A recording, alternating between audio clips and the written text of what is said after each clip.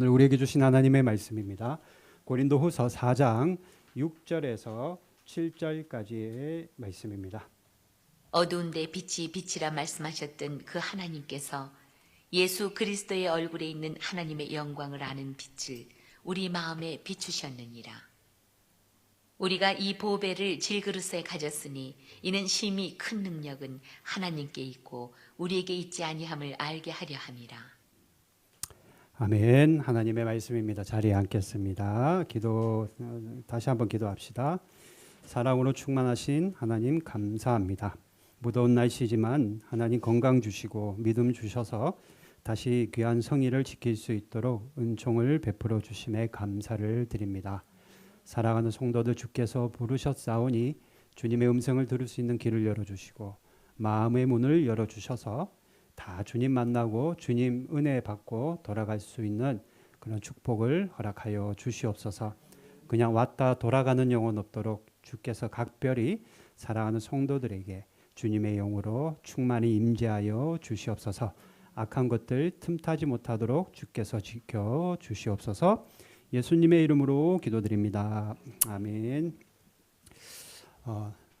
가끔 예전에 저희 집에도 있었는데요. 그 찬장이라고 해야 되나요?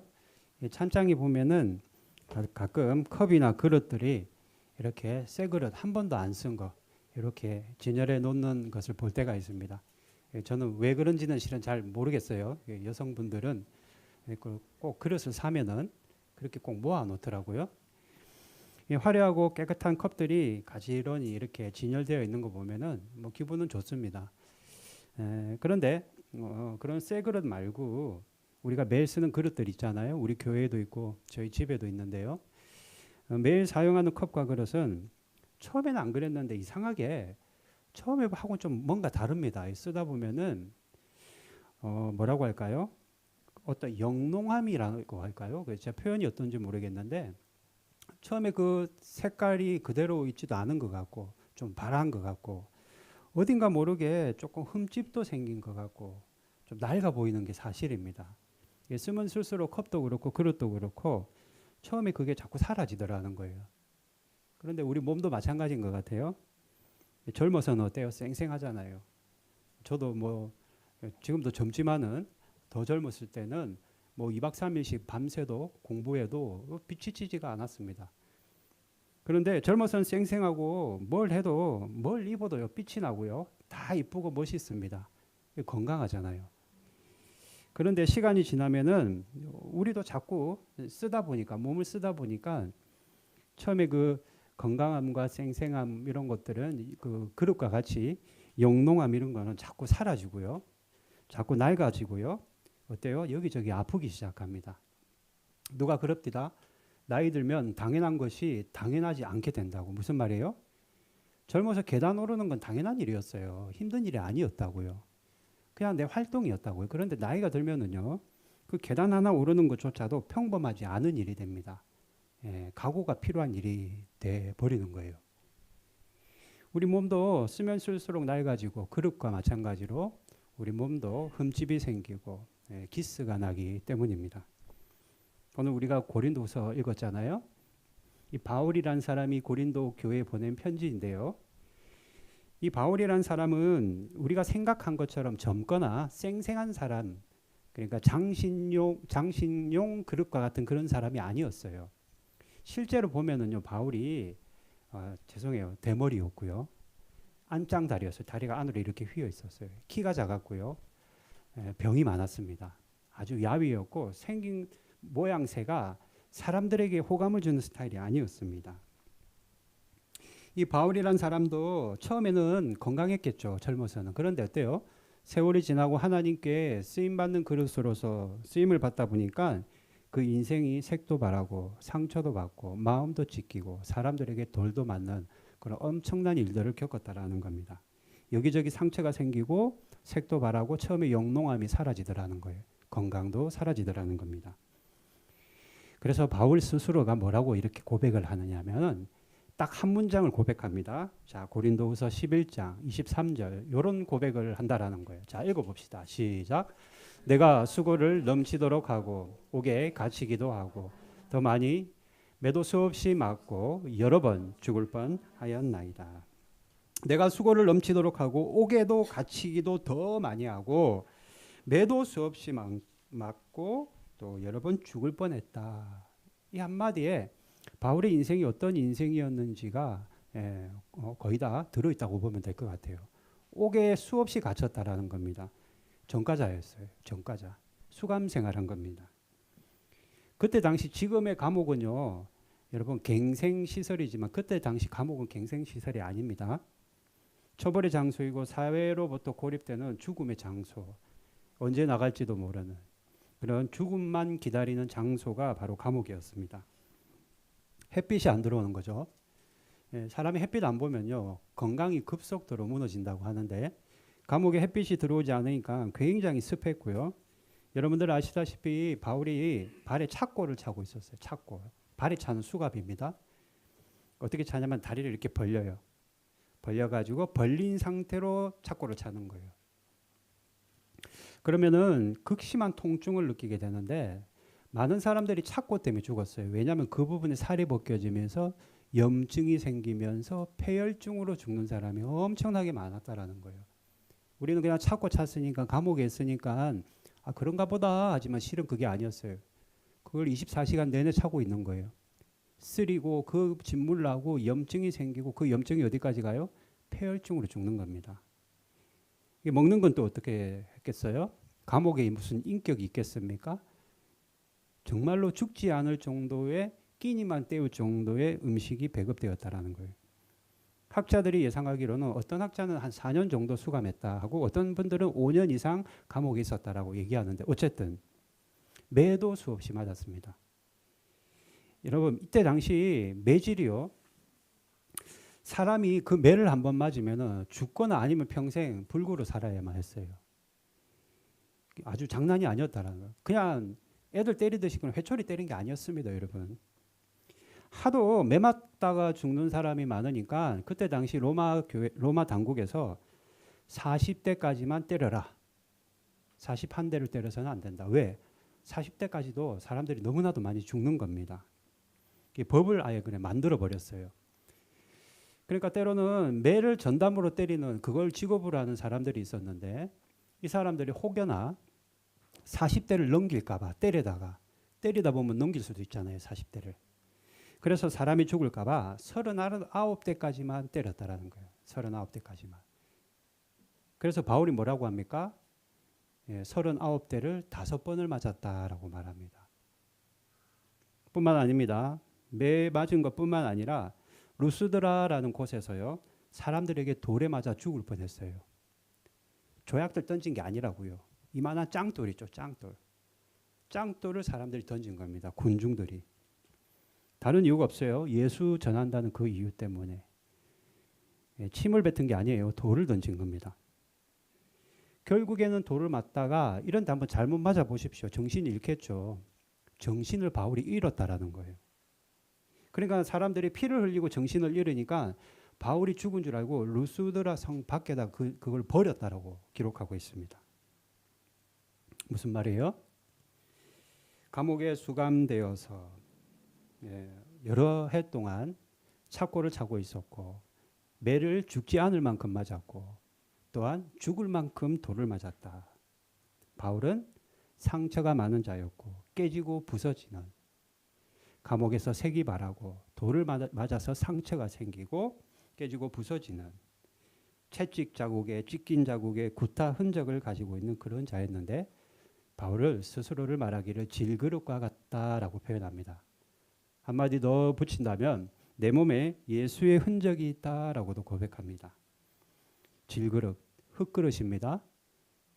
그때 당시에는 뭐 아무나 쓰는 그릇, 그냥 흙으로 만든 그릇, 아무런 가치도 없는 그냥 던져서 깨뜨려 버리는 아주 볼품없는 그릇이었다. 그런 그릇이 바로 자기였다라는 것을 바울이 말하고 있는 거예요. 평생에 상처받는 인생, 깨지는 인생, 사람들에게 외면받는 인생.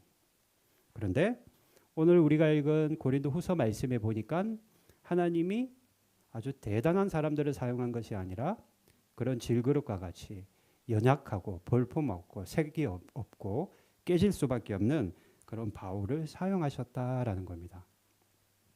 이유가 있을 거 아닙니까? 모든 결과에는 반드시 이유가 있는 겁니다. 자, 이유를 찾아봅시다. 본문 7절 한번 읽어볼까요? 시작. 우리가 이 보배를 질그릇에 가졌으니 이는 심히 큰 능력은 하나님께 있고 우리에게 있지 아니함을 알게 하려 함이라. 바울 스스로는 질그릇과 같이 아주 보잘것없는 인생이었는데 그 안에 뭘 담았어요? 예수라는 보배를 담았다라는 겁니다. 예수 그리스도라는 보배를 담았다라는 거예요. 말씀드린 대로 질그릇은 흙그릇입니다. 그냥 아주 흔하고 어떻게 보면은 죄송해요 이런 표현. 집에 기르는 애완동물들을 여물이나 줄 때나 쓰는 그런 그릇이었어요. 굴러다니고 볼품없는 그런 그릇입니다. 그럼에도 불구하고 그 삶은 질그릇 같은데 그 안에는 뭐가 있었다고요? 예수님이 있었다라는 거예요. 예수를 담았다라고 말하고 있습니다. 그릇이니까 담아야 되겠죠. 금으로 만든 비싼 그릇이라도 밥을 담으면 밥그릇이 되는 것이고 질그릇이고 아무리 보잘것없는 그릇이라도 보배를 담으면 보배로운 그릇이 되는 거예요. 여러분들은 보배로운 그릇이 된 줄로 믿으시기를 바랍니다. 나는 보배로운 그릇이다. 가뜩이 그 내용물이 예수님이라면 그 그릇은 보배로운 그릇뿐만 아니라 예수 그릇이 되는 겁니다, 여러분. 사도 바울이 그런 모진 인생을 살고 외모적으로도 아주 형편없이 매력 있는 사람이 아님에도 불구하고 하나님께 쓰임 받을 수 있었던 것은 다른 이유 하나도 없습니다. 그 안에 예수를 담았기 때문이다라는 거예요. 예수님을 담았기에 보배로운 그릇이 되는 것이고 하나님께 쓰임을 받았는데 지금 그때 당시 소아시아라고 하면 지금의 트르키예 지방, 예전에 터키 지방을 말합니다. 그리고 마게도냐, 지금으로 따지면 유럽입니다. 그리고 헬라, 지금의 그리스 쪽이에요. 그리고 로마, 지금의 이탈리아 쪽입니다. 로마까지 전 세계로 복음을 전하는 그런 쓰임 받는 그릇이 되었다라는 거예요. 뿐만 아니라 가는 곳마다 바울의 제자들이 있었습니다.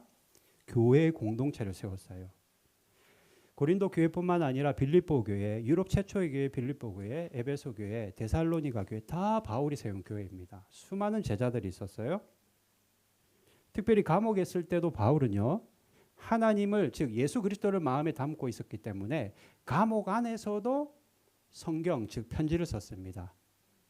제가 대학원 다닐 때는 에빌, 골빌 이렇게 배웠는데요. 에베소서, 빌립보서, 골로새서, 빌레몬서 이렇게 배웠다라는 그걸 옥중서신이라고 합니다. 감옥 안에서도 예수를 담았기에 예수를 전하기 위해 서신을 썼다.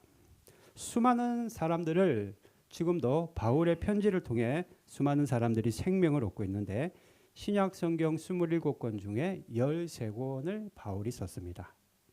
즉 정말로 보잘것없고 외모적인 모습도 사람들에게 매력이 없으며 성격도 좋지 않았고 매 맞고 다니고 돌에 맞아 죽을 뻔하고 감옥에 수감되는 그런 수배자임에도 불구하고 예수를 담고 예수를 위해 예수를 전하는 예수님의 보배로운 그릇으로 쓰임 받았다라는 겁니다.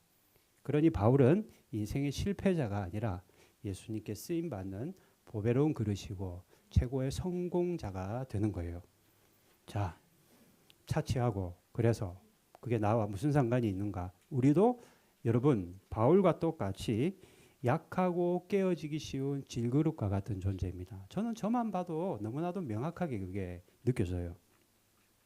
겉모습은 우리가 다 점잖하게 앉아있고 좋은 옷 입고 화장하고 우리가 여기 앉아있는 것 같지만 우리가 아무리 잘 꾸미고 포장하고 강한 척해도 우리의 속사람은 언제든지 조금만 돌에 맞으면 깨질 수밖에 없는 질그릇과 같다라는 거예요. 그래서 쉽게 지치고요. 쉽게 흔들리고 또 쉽게 두려워서 넘어지는 것이 바로 저와 여러분입니다. 우리 모두가 그렇다라는 거예요. 여러분 그런 경험 있지 않습니까? 누군가 교회에서든 직장에서든 심지어는 가족에게까지도 그냥 툭 말을 던졌는데 어때요? 하루 종일 마음이 아픈 겁니다. 예, 기분이 나쁜 거예요. 뿐만 아니라 잠이 오지 않습니다. 그냥 툭 던진 말인데 그 사람은 계속 머릿속으로 생각이 나는 겁니다. 그러면 어때요? 밤이 새도록 잠 못 이루다가 새벽녘에다가, 이건 제 경험이기도 해요. 나는 생각보다 약한 사람이구나라는 것을 우리가 깨닫게 됩니다. 그래, 난 생각보다 참 약하네. 멘탈이 약하구나. 유리 멘탈이구나라는 것을 우리가 깨닫게 되는 거예요. 뿐만 아닙니다. 건강할 때는 괜찮은 줄만 알죠. 그런데 어떻습니까? 몸에 조금만 통증이 생기고 조금만 피곤이 계속되면 두려움이 밀려오는 겁니다. 제가 금요일날 금요 성령 집회를 못 드렸어요. 그날 완전히 번아웃이 돼서 와, 이거 큰일 나겠다 싶어서 종일 누워 있다가 들어갔는데요. 두려운 마음이 생기는 거예요. 제명이 못 살겠다. 큰일 났다. 두려움이 확 밀려오는 겁니다. 교회 문제, 경제 문제, 여러분 자녀 문제, 앞날의 미래에 대한 문제 때문에 어떡하지 노심초사 여러분 염려하고 걱정하는 시간을 많이 가졌을 겁니다. 왜 그래요? 내가 특별하게 나쁜 사람이라서 그런 것이 아니라 우리 모두는 다 질그릇과 같이 약하고 깨어지고 쉬운 그런 연약한 존재들이기 때문이에요. 그러나 여러분 우리가 꼭 기억해야 될 것은 뭐냐? 내 인생이 감옥에 있고 돌에 맞고 매를 맞는다 할지라도 질그릇과 같이 약하고 부서지고 깨어지기 쉽고 상처받은 인생이라 할지라도 하나님은 그런 저와 여러분을 절대로 버리지 않으신다라는 겁니다. 아멘. 예, 하나님은 절대로 저와 여러분을 버리지 않으십니다. 성경을 가만히 보면은요, 하나님은 그 질그릇같이 약한 사람들을 잘 사용하세요. 모세를 보십시오. 태어나자마자 버려졌습니다. 강에 버려졌습니다. 그리고 40년을 도망자로 살았고요. 예, 왕궁에서 왕의 교육을 받은 자가 40년간 도망자로 살면서 양치기 생활을 했어요. 그런데 하나님이 그런 자를 쓰시더라는 겁니다. 예수님의 수제자 오른팔 베드로. 베드로는요, 여러분 실패자입니다. 실은. 베드로가 12명의 제자 중에 성격이 제일 고약했어요. 아주 불같은 성격. 그걸 뭐라고 해야 될지 모르겠는데 아주 불같은 성격이었고요. 항상 제일 먼저 나서는 거 좋아하고 나서고 또 아멘도 제일 크게 하고 예수님 사랑한다고 늘 콘소리로 고함쳤으며 제일 뜨겁게 믿었는데 어때요? 동시에 제일 많이 흔들리고 크게 실패하고 예수님을 3번이나 부인한 자가 베드로입니다. 그런데 주께서 그런 베드로를 사용하시더라는 거예요. 베드로 전서와 베드로 후서를 쓰게 하시더라는 겁니다. 오히려 하나님은 그런 모세나 베드로를 질그릇과 같은 그들을 들어서 사용하시더라는 거예요. 중요한 것은 여러분 내가 얼마나 강한가가 중요한 것이 아니라 내 안에 누가 계신가가 중요하다라는 거예요. 다시 한번 내가 강하기 때문에 하나님이 우리를 쓰시는 것이 아니라 내 안에 누가 계시나에 따라서 하나님이 우리를 쓰신다라는 겁니다. 이거 아는 분도 계실지 모르겠습니다만 이런 교훈적인 이야기가 있어요. 시골 마을에 어떤 노인이 있었는데 물을 기르는 일을 합니다. 물동이를 이렇게 쥐고 그 물지개를 쥐고 이렇게 가는데 양쪽에다 물 항아리에다 물을 담아서 마을로 가는 거예요. 그런데 이쪽에 있는 항아리가 금이가 있는 겁니다. 우물에서 물을 길어서 이제는 마을까지 내려가는데 이쪽 항아리에 금이가 있으니까 마을까지 가는 동안 어때요? 물이 계속 새는 거예요. 이렇게. 그래서 어느 날 한날 요 금이 간 항아리가 노인에게 이런 말을 했다라는 거예요. 주인님, 나는 쓸모없는 항아리입니다. 라고 말하더라는 거예요. 그러면서 늘 나는 물을 가득 채워도 이렇게 다 흘려버리고 반밖에 가지고 오지 못합니다. 나는 아주 그런 존재예요. 쓸모없는 항아리예요. 라고 말하더라는 거예요. 그러니까 노인이 웃으면서 이런 말을 했다고 해요. 참 교훈적인 내용인데요. 집으로 오는 길을 자세히 보아라. 항아리가 뒤돌아온 길을 가만히 보니까 어때요? 자신이 물을 흘렸던 그 길거리마다 꽃이 피어 있는 거예요. 네. 내가 흘린 물로 저런 꽃이 피어나고 자라게 되었단다. 무슨 말이에요? 하나님은 저와 여러분의 그런 약함과 깨어짐과 금이 간 인생을 버리지 않으시고 오히려 그것을 통해 크게 사용하시더라라는 겁니다. 하나님은요, 우리의 약함과 상처까지도 헛되게 사용하지 않으시는데 우리의 약함을 사용하셔서 하나님의 강함을 드러내게 하신다라는 겁니다. 이게 너무나도 중요하다라는 거예요. 질그릇 자체는 여러분 귀하지 않습니다. 그죠? 질그릇이 뭐가 귀하겠어요? 그 흙그릇이. 그러나 그 안에 금을 담고 그 안에 보석을 담고 생명을 담는다면 그 그릇은 함부로 대할 수 있는 그릇이 아니라는 거예요. 마찬가지입니다. 우리 안에 누구를 담느냐, 무엇을 담느냐에 따라서 내 인생이 결정될 뿐만 아니라 그 사람의 평가가 되는 거예요. 우리 안에 예수님을 담으면 우리는 예수의 그릇이 되는 것이고 보배로운 그릇이 되는 것이다. 누구와 같이요? 오늘 고린도 전후서를 쓴 사도 바울과 같이 상처와 흠집이 오히려 쓰임의 통로가 되는 겁니다. 물을 질질질질 흘리고 가고 왜 그렇게 칠칠 맞아라고 할지 모르지만 오히려 그 물을 통해 하나님은 꽃을 피게 하시는 거예요. 따라서 저와 여러분은 오늘뿐만 아니라 한 주간도 살아갈 때 한 가지를 기억했으면 좋겠습니다. 따라합시다. 내 안에 예수를 담자. 다시 한번 내 안에 예수를 담자. 여러분들 안에 예수를 담아야 돼요. 예수를 담아야 돼요. 제가 지금 그 말 하려고 이렇게 여러분들에게 이런 시간 동안 이야기를 하는 겁니다. 우리 안에 누구를 담아야 돼요? 예수를 담아야 돼요. 예수를 담아야 됩니다. 내가 잘났어. 내가 아주 그냥 강해서 우리가 살아가는 것이 아닙니다. 내가 믿음이 아주 좋아서 구원받은 것이 아니에요. 내 안에 예수님이 계시기에 그분이 강하시기에 내 인생이 강해지는 것이고 그분이 빛으로 이 땅에 오셨기 때문에 비록 질그릇이라도 우리가 빛나는 인생을 살 수 있는 거예요. 내가 잘나서가 아니라는 겁니다. 우리 인생이 빛이 나고 보배로워지는 것은 보배이신 예수, 빛으로 오신 예수, 생명이신 예수를 내 마음에 담았기 때문에 우리가 빛나는 인생, 보배로운 인생을 살아갈 수 있는 겁니다. 반대로 그러면 돈을 담으면 어때요? 우리는 그 사람을 수존노라고 말하는 거예요. 수존노의 인생이 되는 겁니다. 세상 가치와 이 땅에서의 명예와 성공을 담으면 어때요? 그 사람은 세상 사람이 되는 거예요. 그러나 그 자리를 내 안에 이제까지 담아 놓았던 어떤 욕심, 내가 성공하고자 하는 그런 것들을 싹 비우고 누구를 담아요? 예수님을 담으면 그때는 정말로 예수님을 담는 보배로운 그릇으로 살아가게 되는 거예요. 그러니 우리는 어떻게 해야 돼요? 한 주간도 무조건적으로 우리는 예수를 담아야만 합니다. 예수를 담아야 된다. 다시 합시다. 내 안에 예수를 담자. 정말로 빛이고 생명이신 예수님을 담는 자들이 그 능력의 삶을 살아갈 뿐만 아니라 구원받는 삶, 영생을 얻는 삶을 질그릇 같다 할지라도 그 안에 우리 외부의 인생이 그렇다 할지라도 주님을 담으면 질그릇 같다 할지라도 그 안에 우리 외부의 인생이 그렇다 할지라도 주님을 담으면 주님 눈에는 가장 존귀한 그릇이 되는 겁니다. 자, 그렇다면 어떻게 담느냐? 예수를 어떻게 내 안에 담느냐? 먼저는 담으려면 어떻게 해야 돼요? 비워야 되겠죠. 예수를 내 안에 담으려면은 빈자리를 일단 확보해야만 하는 것은 당연합니다. 내 빈자리 뭐예요?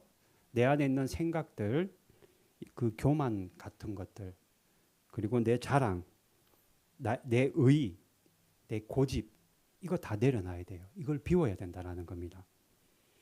우리 인간은요, 저뿐만 아니라 한 사람도 빠짐없이 자기로 가득 차 있잖아요. 내 안에 내가 많이 가득 차 있잖아요. 그러면 주님을 의지하지 않습니다. 내 안에 내가 가득 차 있으면 절대로 주님을 의지하지 않는다라는 거예요. 그럴 때 하나님이 어떻게 하시냐? 때때로는 고난과 실패를 통해서 우리를 비우는 작업을 하나님이 하시는 거예요. 그게 고난의 목적이고 이유이기도 합니다. 비워진 그릇이 되어야만 그 안에 예수라는 보배를 우리가 담을 수 있기 때문이에요.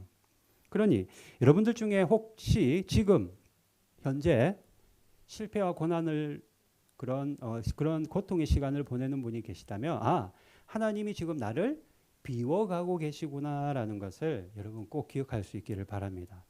하나님은 실패와 고난을 통해서 우리를 비우신다라는 거예요. 비워야만 예수를 담을 수 있기 때문입니다. 첫 번째 먼저는 우리를 비워야 된다. 다른 말로 자기 의의를 내려놓아야 된다.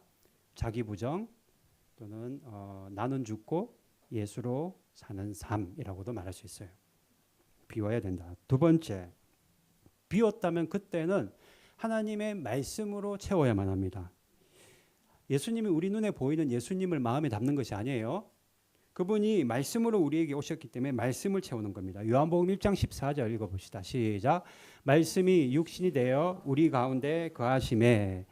말씀을 가까이 하는 것이, 여러분 성경 읽고 있죠? 소리가 다시 읽고 있습니까? 네. 말씀을 가까이 하는 것이 예수를 가까이 하는 것이고, 말씀을 내 마음에 이렇게 담는 것이 바로 예수를 담는 겁니다. 왜냐하면 예수님이 말씀으로 오셨기 때문이에요. 제가 예전에 전라북도 군산에서 제가 전도사 때 전라북도 군산에서 사역한 적이 있어요. 한 1년 정도 사역한 적이 있는데 그 장로님이 아주 이름이 특이한 분이 계셨어요. 제가 지금 이 방송에 나가서 이름을 얘기를 못 하겠는데 그 장로님이 제가 전주에서 이제 군산까지 그 장로님이 자기 본인 집이 그 전주였어요. 중화산동이라는 데가 있습니다. 전주에.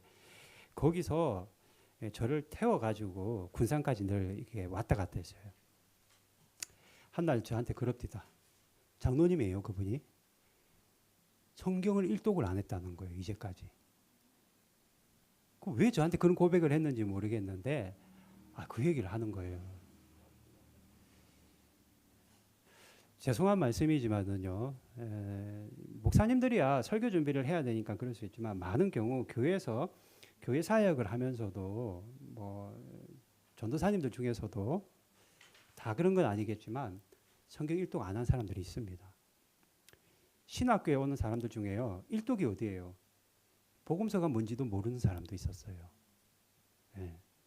무슨 말이에요?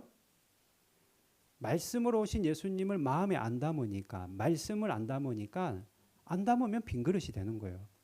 뭐라고 해요? 우리는 그걸? 저 깡통, 그죠? 깡통 되는 거예요, 여러분. 말씀, 우리를 아무리 비워도 그 안에 내용물이 없고 빈 그릇으로 살아갈 수는 없다라는 거예요. 무엇을 담아야 되겠어요? 생명이신 예수님의 말씀을 담아야 합니다. 담기 위해서는 여러분 쉽게 담으려고 하면 안 돼요. 성경 너무 어렵습니다. 저도 어렵습니다. 저도 어려워요. 그래도 담아야 돼요. 꾸역꾸역 말씀을 먹고 담다 보면은 어느 순간 우리의 그 말씀을 볼 수 있는 눈이 확 열립니다. 그래서 그 말씀이 깨달아지기 시작한다고요. 원래 몸에 좋은 거는 입에 씁니다, 여러분. 그죠? 아주 몸에 아주 안 좋은 것들은 먹기가 얼마나 좋고 맛이 있는지 몰라요. 말씀 먹는 게 너무나 어렵고 힘들다 할지라도 그 말씀을 또 먹고 반복해서 또 먹고 그 말씀이 무슨 얘기를 하고자 하는 건지를 한번 고민해보고 묵상해보고, 제가 여러분들에게 말씀드렸지만 묵상하다라는 뜻이 그 지금 정확한 단어는 생각 안 나는데 강아지죠. 강아지한테 뼈다귀를 주면 강아지가 어떻게 해요? 몇 날 뭐지 핥아 먹고 깨물어 먹고 이따만한 뼈다귀가 나중에 되면 어떻게 해요? 요만해지잖아요. 그게 묵상이에요. 말씀을 그렇게 먹는 거예요. 계속 이리저리 굴리고 저리 굴리고 한번 던져놓고 한번 쳐다도 봐보고 깨물어도 보고 핥아도 보고, 그렇게 하면서 말씀이 우리 안에 담기는 겁니다. 그렇게 말씀을 담아야 되는 거예요. 먼저는 비워야 된다면 두 번째는 말씀을 담아야 된다. 여기서 끝이 아닙니다. 한 가지가 더 있어요. 말씀에 순종으로 나아갈 때 내 안에 계신 예수님이 그때서야 비로소 나타나기 시작합니다. 요한복음 14장 15절 한번 읽어봅시다. 시작. 너희가 나를 사랑하면 나의 계명을 지키리라. 우리가 정말로 주님을 사랑한다면, 그분을 내가 닮는다면 그분의 계명, 말씀을 지킬 수밖에 없다라는 겁니다. 대부분은요, 질그릇과 같은 우리는 어떤 생각을 많이 하냐면 내가 이해되면 순종하고, 내가 손해보지 않으면 순종하고, 편하고 따르기 쉬우면 순종합니다. 보통은. 그러나 진짜 순종은 그런 게 아니에요, 여러분. 말씀도 어렵게 먹듯이 진짜 순종은요, 내가 이해되지 않아도 순종하고 손해 보더라도 순종하고 마음이 힘들어도 하나님의 말씀이기에 순종하는 것이 진짜 순종입니다. 쉽게 하려고 하면 안 된다라는 거예요. 예전에 어떤 목사님이 쓴 책에 보니까 이 세상에서 가장 큰 우상이 신앙생활을 편안하게 하려고 하는 자기 우상이라는 책을 제가 본 기억이 나요. 편안하게 하려고 하면 안 돼요, 여러분. 생명의 길은 좁은 길입니다. 순종을 쉽게 하려고 하면 안 돼요. 이해가 되니까 순종하게 하려고 하면 안 된다라는 거예요. 화내고 싶으면 어떻게 해야 돼요? 참을 때. 그냥 한 소리 확 저질러 버리면 속이 시원할 것 같은데 그럴 때 있잖아요. 그때 참을 때. 또 미워하고 싶은데 아주 미워 죽겠는데 가서 그냥 한 대 지워받고 싶지만 용서할 때. 포기하고 싶은데 다시 기도할 때. 상처받았지만 그 상처를 갚는 대신에 오히려 더 사랑하려고 할 때 그 모습 속에서 참 순종의 모습이 나타나고 내 안에 담긴 예수님의 모습이 나타나는 거예요. 그래서 나는 죽고 예수로 살 수가 있게 되는 겁니다. 성도 여러분, 오늘 사도 바울의 모습을 통해 우리 모두가 약한 질그릇 같은 존재임을 우리가 다시 한번 보게 됩니다. 그러나 그 안에 누구를 담아요? 예수를 담자. 따라합시다. 내 안에 예수를 담자. 설교 다 기억하지도 못하고 잊어버려도 상관없지만 이거 한마디. 내 안에 예수를 담자. 나를 내려놓고 말씀으로 오신 예수를 내 안에 담아서 순종으로 나아갈 때 정말 우리는 보배로운 그 그릇이 될 수 있음을 믿으시고 한 주간도 그래 한번 해보자. 그렇지. 예수를 담는 자 강해지리라. 저 설교 제목과 같이 한번 살아보자. 결단하고 나아가는 여러분이 되기를 바랍니다. 찬양합시다.